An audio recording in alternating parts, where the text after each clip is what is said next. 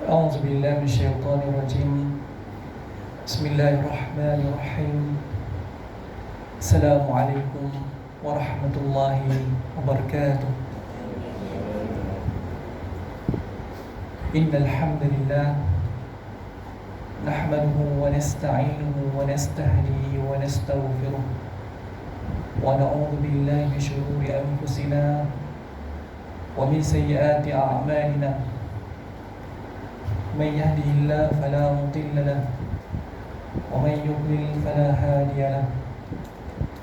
وأشهد أن لا إله إلا الله وحده لا شريك له وأشهد أن محمدا عبده ورسوله. يا أيها الذين آمنوا اتقوا الله وقولوا قولا سديدا يصلح لكم أعمالكم ويغفر لكم ذنوبكم ومن يطع الله ورسوله فقد فاز فوزا عظيما.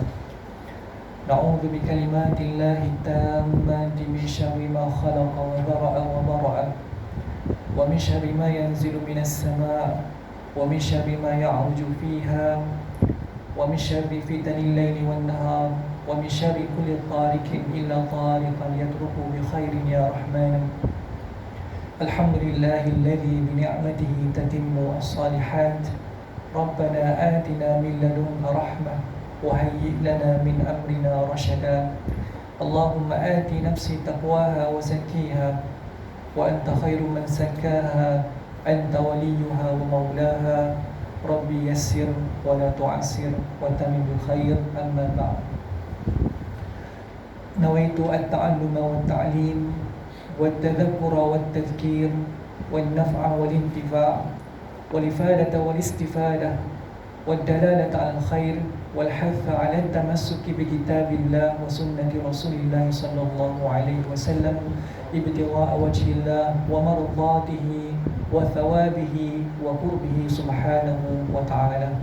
Alhamdulillah, pertama-tamanya kita merafakkan syukur kita kehadirat Allah Subhanahu wa taala kerana dengan rahmat dan juga limpah kurnianya Allah Subhanahu wa taala bagi kepada kita kesempatan dan ruang waktu untuk kita sama-sama dapat berkumpul, berhimpun di dalam rumah Allah Subhanahu wa taala yang mulia ini. Mudah-mudahan pertemuan kita ini diberkati dan dirahmati oleh Allah Subhanahu wa taala. Ma'syaral muslimin wal muslimat rahimakumullah. Kita masih lagi membicarakan berkenaan dengan kitab Ta'limul Muta'allim Tariqat Ta'allum, mengajar pelajar, penuntut ilmu cara-cara untuk belajar mengikut adab, mengikut pesanan dan saranan yang ditunjukkan oleh para ulama kita yang terdahulu, yang mengambil manhaj daripada Allah dan Rasulnya, iaitu Nabi Muhammad SAW. Dan kita masih lagi membicarakan satu bab yang sangat-sangat penting, yang sangat-sangat mustahab, yang perlu kita bincangkan, yang perlu kita teliti sehingga kita benar-benar memahami apakah yang disebutkan sebagai niat ketika kita hendak datang menuntut ilmu, ya? Yang dinamakan bab ini sebagai faslu fi niyati fi halit ta'allum. Fasal pada membicarakan tentang niat ketika menuntut ilmu. Jadi tuan-tuan, niat yang saya bacakan mula-mula tadi, semasa di mukadimah tadi, saya membacakan satu niat yang telah disarankan, yang telah diajarkan oleh Al-Imam Abdullah bin Alawi Al-Haddad rahimahullah, yang wafat pada tahun 1711 ataupun 1720 Hijriah, pada abad yang ke-18. Niatnya, nawaitu at-ta'alluma wa ta'lim. Sahaja aku belajar, sahaja aku mengajar. Baca dulu tuan-tuan, ya, kena baca dulu. Sebab hari ini kita datang belajar, dan kemudian apa yang kita belajar tersebut kita nak ajar pula kepada orang lain. Jangan kata saya datang ni nak belajar je, bukan nak mengajar orang lain. Maka saya baca nawaitu at-ta'alluma, ta'lim saya tinggal. Tak boleh macam tu tuan. Ini Al-Imam Abdullah sangat tertib, sangat cermat memasukkan perkataan, memasukkan doa di dalam niatnya. Belajar dan mengajar. Itu tujuan kita. Kalau kita datang sekarang semata-mata untuk belajar, ya, ilmu tu, manfaat tu untuk diri kita sahaja. kan? Dia tak ada manfaat untuk orang lain. Kita datang surau, kita datang masjid, kita alim seorang-seorang kita saja, kan? Kita beramal seorang-seorang kita saja. Keluarga kita macam mana? Kan? Isteri kita, anak-anak di rumah kita, ya? Dan dia orang tak dapat datang ke masjid, tak dapat datang ke surau. Sepatutnya apa yang kita belajar pada hari ini, kita catat, kita tulis ataupun kita ingat dalam kepala kita, ya, kemudian kita nak balik nanti nak cerita pula pada keluarga kita apa yang kita belajar pada hari ini, kan? Jangan kita saja yang alim, jangan kita saja yang fakir. Anak kita jadi mak rempit, tak? Anak kita menagih dadah, anak kita bergaul dengan kawan rakan-rakan sebaya yang tak tentu hala. Tak jadi, kan? Sebabnya kita nak mengislah masyarakat, bermula dengan keluarga kita dulu, kan? Sifir dia mudah saja, ya? Kalau kita nak negara kita aman, negara kita makmur, mulakan pendidikan di dalam keluarga kita dulu, ya? Keluarga yang baik akan menentukan negara yang makmur, kan? Sibuk sangat kita sekarang ni, politik sana, politik sini, dah. Keluarga kita tunggal langgar kat rumah, tak kena macam tu. Jadi Al-Imam Abdullah bin Alawi Al-Haddad disebut nawaitu at-ta'alluma wa ta'lim. Sahaja aku belajar, sahaja aku mengajarkan. Pada masa yang akan datang, bila kita dah belajar, kita dah faham, nak cerita pula pada keluarga kita, kan? Wat-tadhakkura wat-tadhkir, sahaja aku mengambil, sahaja aku diperingatkan. Jangan kita datang sekadar nak dengar halwa telinga saja, kan? Nak dengar mana sedap telinga kita nak ambil, ya? Kita kalau rasa yang terguris hati, ya, rasa tersentak, terus kita tinggalkan majlis. Dah tak kena macam tu, ya.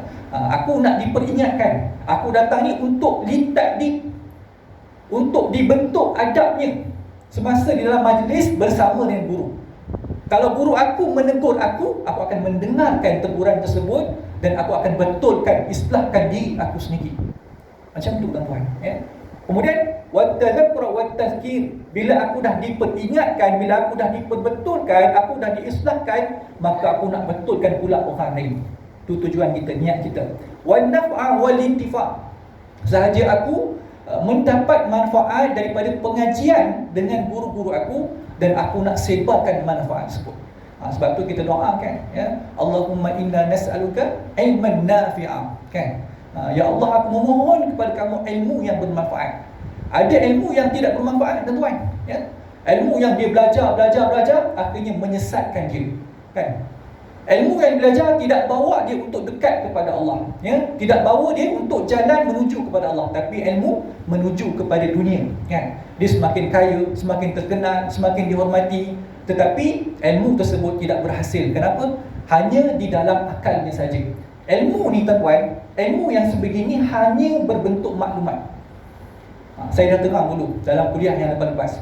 Maklumat ni seperti benang satu gitu, yang masih tidak digabung jalin, ya? Benang kalau masih tak digabung jalin, dia nampak satu, dia tak jadi kain, tuan-tuan.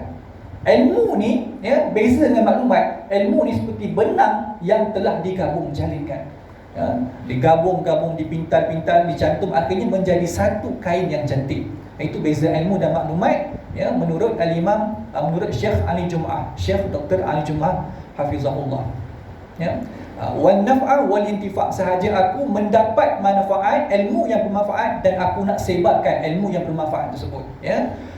Wad dalalata 'alal khair, ya, sahaja ilmu nanti akan membawa aku, ya, akan menunjukkan aku kepada jalan kebaikan. Wal hadza 'ala tamassuki bi kitabillah wa sunnati Rasulillah sallallahu alaihi wasallam. Dengan ilmu yang aku dapat tadi, ya, mudah-mudahan menjadi galakan, menjadi pendorong, menjadi semangat kepada aku, ya, untuk aku nak berpegang teguh dengan kitab Allah, yakni Al-Quran Karim, dan untuk aku berpegang teguh dengan sunnah Rasulullah, ya, sunnah Nabi termasuk percakapan Nabi, kalam Nabi, perbuatan Nabi, dan apa yang telah diikrarkan, yang telah diperakukan oleh Nabi. Kenapa? Ibtigha' wajhillah. Aku tuntut ilmu tadi ni daripada kecil sampailah tua ni. Kenapa? Kerana aku nak mengharapkan pandangan daripada Allah. Kita nak Allah melihat kita nak Allah menyaksikan perbuatan kita, bahawa yang kita duduk dunia ni, yang sepanjang kita hidup di dunia ni tak sia-sia. Kenapa? Kita tuntut ilmu untuk nak kenal Allah, kan? Itu tujuan untuk ilmu. Nak kenal Allah, nak dekat dengan Allah, nak dapat pahala daripada Allah, nak dapat redha Allah. Wa mardatihi, ya, supaya mendapat redha Allah, wa thawabihi, dapatkan pahala, ganjaran pahala yang besar daripada Allah Subhanahu wa taala, wa qurbihi subhanahu wa taala, supaya kita semakin dekat, semakin hampir dengan Allah Subhanahu wa taala. Masya-Allah tuan-tuan. Ini satu niat yang sangat-sangat indah, yang sangat-sangat penting, yang telah diajarkan, ditunjukkan oleh Al-Imam Syekh Abdullah bin Alawi Al-Haddad rahimahullah ta'ala. Ini seorang alim sufi yang kabir, ya, seorang ulama yang besar, ulama daripada Tarim, Hadramaut, ya, lembah Hadramaut di Yaman sana. Jadi Al-Imam Abdullah bin Alawi Al-Haddad ini digelar dengan Kutubud Da'wah wal Irsyad, ya, seorang ulama sufi yang menyampaikan dakwah, menyampaikan petunjuk bukan hanya kepada masyarakat di zaman ini saja, bahkan berterusan, ya. Ilmu dan panduan dan amalan yang ditunjukkan oleh Al-Imam Abdullah bin Alawi ini sampai sekarang masih diamalkan. Cuma kitab dia masih tidak terkenal di Malaysia, tetapi alhamdulillah ada satu perkumpulan, ya, asatizah yang cuba menghidupkan, menyuburkan sejarah dan juga ilmu-ilmu yang telah diwariskan oleh Al-Imam Abdullah bin Alawi Al-Haddad. Biasa kalau kita dengar satu ratib yang dinamakan ratib Al-Haddad, itu berasal daripada tulisan Al-Imam Abdullah bin Alawi Al-Haddad, seorang yang pakar dalam mengarang syair. Jadi tuan-tuan, ulama-ulama daripada Yaman ni, masya-Allah, ini ulama-ulama yang telah didoakan oleh Nabi kita Muhammad sallallahu alaihi wasallam. Nabi sebut macam mana? Allahumma barik lana fi Syamina, Allahumma barik fi Syamina wa barik fi Yamanina. Ya Allah, berkatilah penduduk di bumi Syam dan berkatilah penduduk di bumi Yaman, ya. Bahkan Nabi pernah menyebut akan datang satu penduduk daripada negara Yaman yang ramah, ya, perbualannya. Orang Yaman itu tuan, masya-Allah, memang sangat-sangat beramah, ya, mudah mesra dengan orang. Ini sikap orang Yaman yang jarang-jarang kita boleh tengok pada bangsa Arab yang lain, ya. Saya duduk di Mesir 8 tahun. Mesir ni dia ada dialek dia ada lahjah dia, dipanggil sebagai lahjah Amiyah, ataupun bahasa kita dialek pasar. Satu lahjah Amiyah, yang kedua bahasa Arab baku, disebut sebagai Fushah, bahasa Arab Fushah dan bahasa Arab Amiyah. Tuan-tuan, kalau tuan-tuan pakar boleh bertutur dalam bahasa Arab baku ni pun, kalau tuan-tuan pergi ke Mesir, tuan-tuan takkan faham apa yang dia cakap. Beza sangat, jauh sangat beza dia dengan bahasa Arab Fusha, ya. Kalau kita pergi kedai, kita cakap Fusha, dia akan ternganga, tuan-tuan. Sebab apa? Sebab dia faham apa yang kita cakap, ya. Tapi dia tak reti nak balas. Macam gini tuan-tuan, kalau kita pergi Kelantan, cakap KL, dia akan dengar kita, dia akan rasa apa? Rasa pelik. Lepas tu bila nak cakap tu, dia tak boleh nak cakap Kelantan. Kalau dia cakap Kelantan, tak faham. Jadi duk fikir, macam mana nak cakap KL ni? Orang Kelantan nak cakap KL, macam mana bunyi dia? Orang Kelantan kata apa? Telo, kan? Telo bunyi, tak sedap bunyi dia. Macam itulah, ya. Maksudnya dialek Amiyah tuan ni dialek yang cukup kasar. Dalam bahasa Arab, katalah kita nak panggil, kita nak tanya khabar, macam mana bunyi dia? Kaifa haluka? Apa khabar kamu, kan? Dalam dialek Amiyah, macam mana sebutan dia? Amile. Sambil sebut amile tu sambil tepuk belakang kita kuat-kuat. Kita kalau orang Melayu kali pertama pergi sana, boleh terkejut lah kita, tuan-tuan. Lemah semangat, hilang keyakinan diri, ya. Kalau kita tak cukup kuat jati diri kita, memang kita kena bully lah dengan Arab ni. Kena belajar jadi kuat, kena belajar jadi kasar. Tu sebab budaya kita, tuan. Budaya tu sebab apa? Dibentuk oleh pertuturannya yang kasar, ya. Pertuturan dia yang kasar tadi. Sebab tu orang Arab, seluruh negara-negara Arab ni, dia ada satu sifat ataupun pandangan yang skeptik kepada dialek Mesir. Kalau ada orang Mesir, ya, naik bas, saya ada saya terbaca lah, ya, pengalaman seorang ustaz ni daripada Jordan, dia cerita. Dia naik bas satu hari, dia dengar ada seorang Arab Mesir. Dia kata apa pada mandu bas, dia nak berhenti tepi jalan, kata ala gambi. Itu dalam dialek Amiyah, ala gambi. Dalam Fusha, ala janibi. Maksudnya apa? Saya nak berhenti di tepi. Boleh tak berhenti di tepi? Bila dia sebut alat gambih tu, dialek Mesir tu kata apa? Mushgambih ya Rais, janibi. Dia macam pelik dia kata, kamu cakap benda macam orang kampung cakap ni. Bukan gambih, janibi. Orang Jordan yang naik pahal tu semua masing-masing gelak dengan orang Arab tu. Maknanya orang Arab ni, Arab Mesir ni, kita misalkan seperti, minta maaf kalau misalnya tak tepat, macam orang Indonesia kan. Kita pandang macam mana orang Indonesia? Bukan semua daripada kita maksudnya pandang rendah pada orang Indonesia, tapi ada sebilangan daripada kita kan. Bila melihat orang Indonesia, dia akan pandang sebagai orang yang miskin kan, orang yang selekeh, orang yang kasar. Jadi macam itulah gambaran, pandangan, sikap skeptik orang Arab negara lain terhadap orang Arab Mesir. Jadi itulah orang Yaman, tuan. Maksudnya sangat lembut pertuturannya. Beza sangat, tuan. Saya lama duduk di Mesir, bila berbual, bersembang dengan Mesir. Satu hari tempat saya ni, selepas berlaku krisis revolusi di Syria, ramai orang Syria datang bermastauti di tempat saya di Dumyat, nama dia, 200 km daripada Kairah.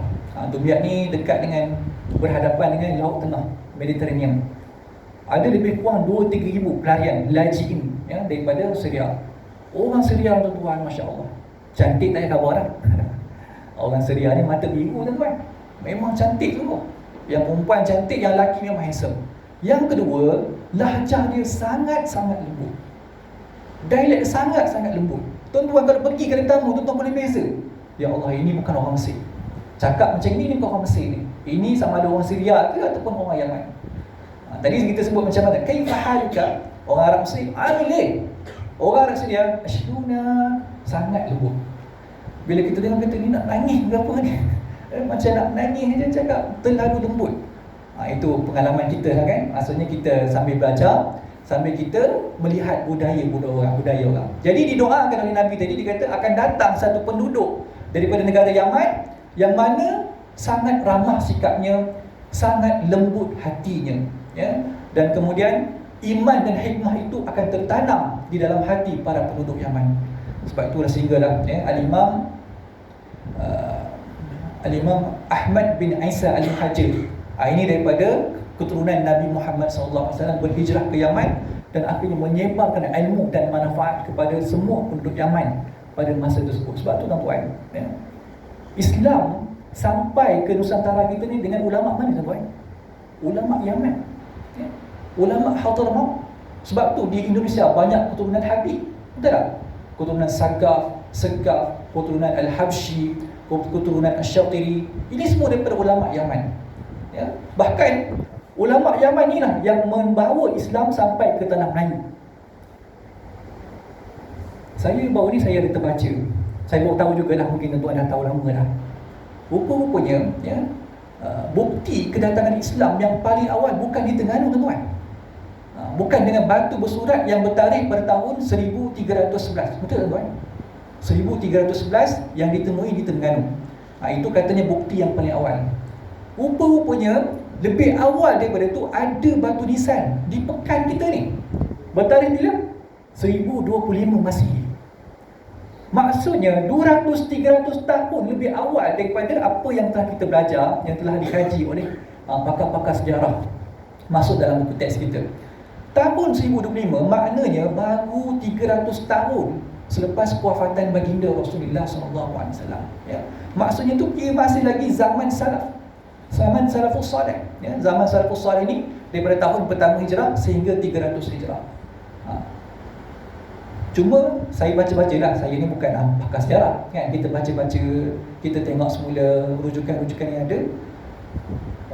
Pakar pengkaji sejarah ni tak berminat dengan bukti yang ada di pekan ni, ya. Dia kaji sikit-sikit, bila jumpa tu gempak lah sekejap kan. Bila kaji-kaji, kemudian dia orang tinggal terus, tak ada dah lanjutan daripada kajian tersebut. Sehingga kan pengarah Jabatan Museum Negeri Pahang ni, dia kata dia mengalu-alukan supaya adalah orang datang nak buat kajian ni. Tak tahu kenapa, tuan-tuan. Sebab apa dia berminat dengan Terengganu tu lagi daripada apa bukti yang jelas, ya. Tahun 1025 Masihi yang ada di kampung Pematang Pasir sana tu, ya. Di pekan kita ni maknanya Yang Islam tersebar sampai kita sekarang ni berpunca asal daripada mana? Daripada Pekan ni. Jadi tuan-tuan, alhamdulillah lah. Nak cerita lah sikit kan, minta maaf panjang sikit mukadimah ni. Kita berjayalah membina dan menumbuhkan sebuah sekolah agama di Kampung Pematang Pasir. Sekolah rendah integrasi Teras Islam Al-Husna. Dulunya duduk bertumpang di Madrasah Al-Husna, kemudian kami pindah di Kampung Pematang Pasir. Saya tak tahu tuan-tuan sejarah ni. Tapi bila kita baca, kita mungkin ini takdir daripada Allah.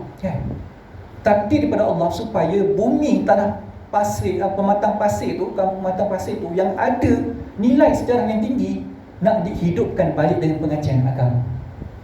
Mungkin itu takdir yang telah disusun oleh Allah. Dan baru ni kami buat satu majlis pecah tanah. Saya bekas guru dulu saya mengajar di sini, sekarang ni saya sekadar pengurusan tadika pasti. Jadi baru ni kita buat majlis pecah tanah, dan kita masih lagi perlulah sumbangan lebih kurang RM80,000. Jadi tuan-tuan, ada rezeki, ada lebihan sikit, sama-samalah kita menyumbang. Kenapa tuan-tuan? Supaya kita nak hidupkan pengajian Islam yang di atas tanah kita yang berkat. Kenapa? Kerana sejarahnya yang agung. Sejarah bukti kedatangan Islam yang pertama di Pekan. Takkan kita nak biar saja tempat sejarah tu tak dihidupkan dengan ilmu, dengan tamadun, dengan pembinaan generasi yang akan membawa panji-panji ilmu Islam, tradisi keilmuan Islam, untuk manfaat kita juga. Kita nak biar ramai anak-anak kita, cucu-cucu kita yang akan menyambung warisan ilmu daripada para alim ulama kita. Jadi sama-samalah kita menyumbang. Ini semua untuk bekalan kita tuan, simpanan kita di akhirat kelak. Semuanya untuk simpanan kita. Yang kita bagi itu bukannya kita bagi kita mengurangkan harta kita, tak. Yang kita bagi itu akan jadi tabung kepada kita untuk kita nak berdiri di hadapan Allah di padang mahsyar. Jadi banyak disebutkan oleh Nabi, ada 3 amalan yang mana kalau kita lakukan akan berterusan amalan tersebut. Anak yang soleh, sedekah jariah, dan kemudian apa satu lagi? Ilmu yang bermanfaat. Anak yang soleh, insya-Allah kita bentuk, yang kita didik, tapi mungkin tak lama, 20-30 tahun kan. Tapi sedekah jariah dengan ilmu yang bermanfaat, kalau kita ada menyumbang untuk pembangunan sekolah agama ni, kalaulah selagi mana bangunan tu berterusan 100 tahun, 50 tahun, insya-Allah pahala tu akan berjalan sepanjang masa.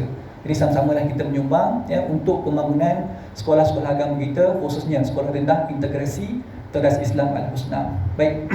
Jadi kita masuklah dalam pengajian kitab kita Ta'limul Muta'allim Tariqah At-Ta'allum, dalam bab faslu fi niyati fi hali ta'allum. Qala al-musannifu rahimahullah subhanahu wa ta'ala wa nafa'ana bi'ulumihi wa 'ulumikum fid darin amin. Telah berkata musannif pengarang bagi kitab Ta'limul Muta'allim Tariqat Ta'allum, menuntut ilmu hendaklah diniatkan dengan tujuan bersyukur di atas nikmat kurniaan akal. Jadi tuan-tuan, kita nak ulang kaji sikit. Dulu kita bincang apa niat yang kita nak hadirkan ni sebenarnya. Yang kita bincang niat-niat ni, kita faham ke niat apa yang kita nak baca? Niat apa yang kita nak hadirkan dalam hati kita? Jadi dalam bab ni tuan-tuan, sebenarnya Al-Imam Zunuji nak ajarkan kita bagaimana untuk kita hadirkan niat. Pertama, kita hadirkan niat untuk dekat dengan Allah, cari redha Allah. Itu yang pertama. Yang kedua, untuk kita mendapatkan syurga Allah Ta'ala. Yang ketiga, untuk kita mengelakkan kejahilan pada diri kita, nak buang sifat jahil dalam diri kita ni tuan-tuan. Orang yang jahil ialah orang yang telah mati hatinya, walaupun jasadnya masih berjalan di atas muka bumi Allah. Jalan biasa saja, bernafas macam biasa, hidup macam biasa, tapi hati dah mati. Kenapa hati dah mati? Kerana dalam hati tidak ada cahaya. Macam mana nak dapat cahaya? Macam mana nak dapat nur? Nak dapatkan nur iaitu dengan kita belajar, menuntut ilmu, tambahkan ilmu, tambah dan tambahkan ilmu supaya apa? Cahaya Allah masuk dalam hati kita, supaya hati kita sentiasa hidup. Sebab tu tuan-tuan, ulama walaupun jasadnya telah mati, dah lama tertanam di dalam kubur, tetapi roh dan hatinya masih hidup. Kenapa? Kerana ilmu yang disampaikan memberikan manfaat kepada seluruh umat, bukan hanya di zamannya tetapi pada zaman yang akan datang, ya. Sebab tu kita nak buang jahil dalam diri kita ni. Banyak ramai orang tuan-tuan yang mati hatinya, ya. Hidup macam biasa, makan macam biasa, tapi hati dah mati. Apa guna hati yang mati, tuan-tuan, ya? Kalau hati tersebut tidak membawa kita untuk mengenal Allah Subhanahu Wa Taala. Okay, yang keempat, untuk kita nak ajak orang lain yang juga jahil, jadikan mereka tidak jahil. Kita dah mengaji ni, ya, kita balik cerita pula pada keluarga kita, kan. Kita nak ajak orang lain, ajak untuk tuntut ilmu, ya, ajar mereka supaya mereka tahu, ya, daripada tidak tahu kepada tahu. Jangan kita simpan seorang-seorang aja ilmu tu, kan. Bahkan ilmu tu tak dapat menjadikan kita soleh, dan kemudian tak dapat nak jadikan orang sekeliling kita soleh pada waktu tu. Ramai orang mengaji di Mesir, mengaji di Jordan, mengaji di Maghribi, balik ke Malaysia duduk senyap-senyap, ya. Dapat kerja, ya, dapat gaji dan sebagainya, akhirnya duduk rumah diam-diam, tak bergaul dengan masyarakat, tak berkongsi ilmu dengan masyarakat. Apa guna ilmu yang dapat, tuan-tuan? Mengaji jauh-jauh, kan. Kalau mengaji jauh-jauh, akhirnya ilmu tak ada manfaat kepada orang lain, baik duduk Malaysia je, mengaji kat Malaysia, tak. Jadi itu semua niat yang tidak betul, tuan-tuan, ya. Niat yang tak betul, akhirnya ilmu tidak memberikan manfaat kepada masyarakat, ya. Apa lagi? Kemudian apa lagi yang kita nak hadirkan? Hadirkan niat untuk bersyukur dengan nikmat yang Allah Ta'ala bagi. Apa dia? Akal yang Allah Ta'ala bagi. Akal yang Allah Ta'ala bagi ni, kita bersyukur dengan nikmat tersebut. Maka saya tuntutlah ilmu pada waktu tersebut. Dan apa lagi? Kesihatan tubuh badan. Saya bersyukur dengan nikmat tubuh badan saya yang sihat, maka saya belajar, maka saya tuntut ilmu. Baik. Dan janganlah meniatkan ilmu itu untuk sambutan orang ramai, meraih habuan dunia, penghormatan pemerintah dan lain-lain lagi. Jangan niat begitu, ya. Jangan niat begitu, tuan-tuan. Jangan niat kerana apa? Nak bagi orang ramai pakat nak datang pada kita ni, ya. Saya tuntut ilmu ni kenapa? Kerana saya nak jadi alim, ya. Bila saya jadi alim, nanti orang akan mari sambut saya, kan. Orang akan mari datang ke majlis saya, orang akan cium tangan saya, orang akan hormat saya, orang jadikan gambar saya ni sebagai profile picture dan sebagainya. Niat itu pula dah, ya. Kenapa? Kerana dia orang yang terkenal, ya. Dia orang yang dihormati. Akhirnya pakat semua tukar display picture mereka, tukar gambar dia, kan. Kalau niatnya begitu, tuan-tuan, habis semua. Semua ilmu yang dibelajar tadi sia-sia. Tidak ada apa-apa dah yang tinggal, ya. Habis semua ilmu yang dibelajar tadi. Tapi susah tak? Susah, tuan-tuan. Sangat susah, ya. Siapa yang belajar ilmu tak ada niat tersebut, kan? Siapa yang belajar ilmu tak ada niat kalau saya nak jadi alim, kan? Niat dia kenapa? Kerana nak jadi alim. Dia pergi mengaji di Mesir, pergi mengaji di Syria, kan? Pergi mengaji mana lagi, tuan-tuan? Hadramaut, Yaman dan sebagainya. Dengan tujuan dalam hati dia, ya. Kadang-kadang niat dia nak untuk ilmu ni kenapa? Kerana nanti, ya, bila saya balik, nanti orang akan saya nak jadi macam Fulan bin Fulan. Saya nak jadi macam Syekh Inlan. Saya nak jadi macam Habib itu, Habib ini, kan? Kerana nanti bila saya balik, bila saya bercakap, orang akan tahu, dia ni keluaran daripada tempat sekian-sekian, ya. Maka orang akan iqbal kepada dia, orang akan terima dia, orang akan datang ke majlis dia.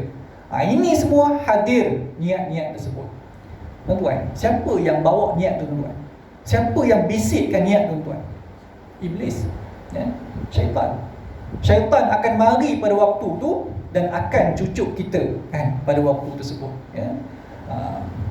Cuma nak buat benda waktu tu, lawanlah, ya, lawan. Jangan tinggal, tak. Sebab tu kata ulama, kalau orang pakai serban, ya, orang pakai serban dan kemudian ekor dia tu dia lepaskan ke belakang, pakai serban, ada ekor belakang. Tengok cermin, tiba-tiba datang dalam hati dia dan dia kata, ish, rasa elok serban aku pakai ni, ya, rasa cantik serban aku pakai ni. Timbul riak, timbul ujub dalam diri dia. Adakah perlu cabut serban tersebut? Tidak, ya. Jangan cabut serban. Kata Al-Imam Bajuri, Syekh Ibrahim Al-Bajuri, dia kata apa? Jangan tinggal, teruskan pakai serban, ya. Teruskan pakai, jangan tinggal, ya. Jangan kata aku ni dah bujuk, terus cabut serban aku, tak, teruskan pakai, ya. Mudah-mudahan kita betulkan balik niat kita tadi, ya. Ada seorang ulama tuan-tuan di Makkah Al-Mukarramah. Seorang ulama di Makkah Al-Mukarramah tengah duk mengajar dalam majlis, ya. Sedang mengajar dalam majlis di Masjidil Haram. Tengah duk mengajar ni, ya, duk mengajar, tiba-tiba dia rasa sedap pula dia mengajar.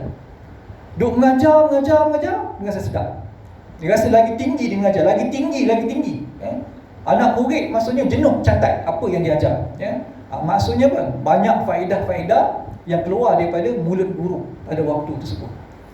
Bila dia rasa seronok tadi, ya, dia datang seronok tadi, terdetik dalam hati dia, aku ni dah rasa ujub dengan diri aku ni, ya.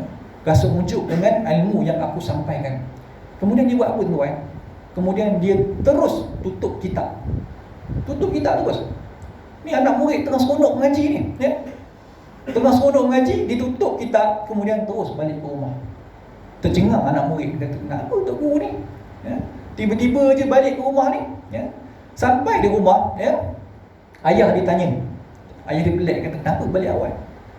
Dia kata, saya balik awal, ya, kerana masa tengah mengajar tadi, tiba-tiba datang ujub dalam diri saya. Rasa sedap pula saya mengaji hari ni, sedap pula saya mengajar hari ni. Ayah dia kata apa tuan? Maka ayah dia kata, syaitan dah berjaya dengan kamu. Syaitan dah berjaya untuk mengelakkan kamu daripada kamu terus mengajar murid-murid kamu.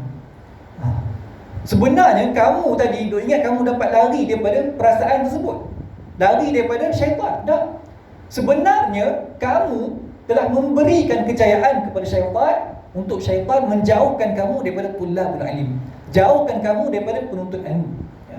Sekarang ni sepatutnya macam mana? Sepatutnya kamu lawan, ya. Kamu teruskan majlis tersebut dan lawan perasaan kamu tadi. Tu yang betul. Bukannya kamu tinggalkan majlis, ya, dengan harapan kamu kata kamu akan selamatkan diri kamu daripada tipu daya syaitan, tapi kamu biarkan murid-murid kamu dalam kejahilan. Pergi mengajar balik, pergi buka balik kitab, kata ayah dia. Tuan-tuan, rupa-rupanya ayah dia ni lagi tahu jalan-jalan syaitan, ya. Lagi tahu macam mana tipu daya syaitan untuk masuk pada orang. Tak sama tuan-tuan, ya. Syaitan dia datang pada penuntut ilmu, dia tak sama dengan cara dia datang kepada orang yang kaki disko, kan? Kaki disko dia tak kata, kan, kaki disko, tinggalkan disko, tinggalkan arak, tinggalkan judi. Tak, dia tak kata macam tu, ya. Tapi penuntut ilmu, cara dia datang macam mana? Dia akan kata apa? Kamu orang hebat, ya. Ngaji lagi, kamu kan hebat. Maka dia pun nampak hebat. Dia akan rasa lebih daripada orang lain, kan? Ada juga orang